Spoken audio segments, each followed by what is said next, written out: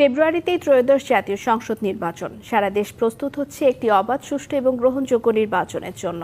ভোটের হাওয়ায় কি ভাবছেন সাধারণ মানুষ থেকে শুরু করে আগামী জনপ্রতিনিধিরা, সে কথা জানাতে ডিবিসি নিউজের ইলেকশন এক্সপ্রেস ছুটে যাচ্ছে সবগুলো সংসদীয় আসনে।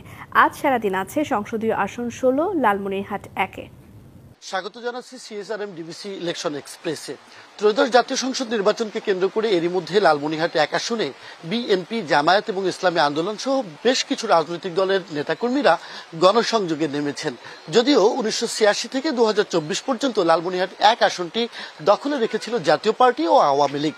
এই মুহূর্তে আমার সাথে যুক্ত আছেন বিএনপির হাতীবান্ধা উপজেলা কমিটির যিনি সদস্য এবং কেন্দ্রীয় ছাত্রদল ও যুবদলের সাবেক নেতা ডক্টর আবু শাহিন ওরফে শাহিন আকন্দ। শাহিন আকন্দ, আপনাকে স্বাগত। আমরা জানি যে ত্রয়োদশ জাতীয় সংসদ নির্বাচনকে কেন্দ্র করে আপনি প্রচারণা চালাচ্ছেন, কিন্তু আমরা জানি আপনি কেন্দ্রীয় ছাত্রদল এবং যুবদলের নেতা ছিলেন, ঢাকাতেই অবস্থান করতেন। এখন নির্বাচনকে কেন্দ্র করে মানুষকে কতটা কাছে টানতে পারছেন? ধন্যবাদ।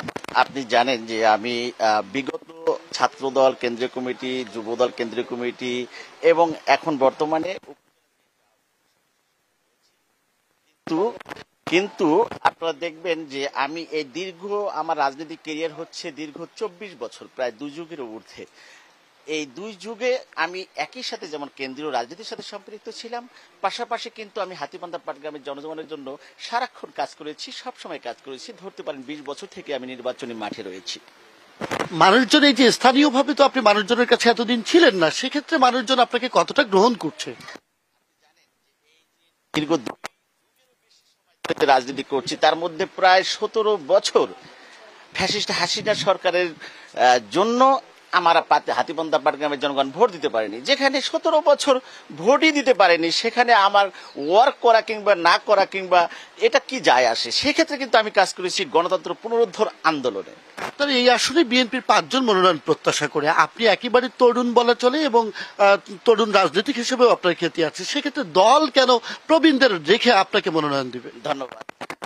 দেশনায়ক তারেক রহমান কিন্তু ইতিমধ্যেই ঘোষণা দিয়েছেন যে এবারে 18 নির্বাচন এবং 2025-এর মনোনয়ন প্রার্থী বাছাই করা আকাশ এবং পাতাল তফাৎ। কারণ হচ্ছে দেশনায়ক তারেক রহমান বলেছেন যে যারা বিগত আন্দোলন সংগ্রামে রাজপথে ছিল তাদেরকে শুধুমাত্র মনোনয়ন দেওয়া হবে, এর ব্যতিরেকে রেখে যারা দেশ বিদেশ পাড়িতে ছিল, সুইচ অফ ছিল ফোনের, তাদেরকে মনোনয়ন দেওয়া হবে না।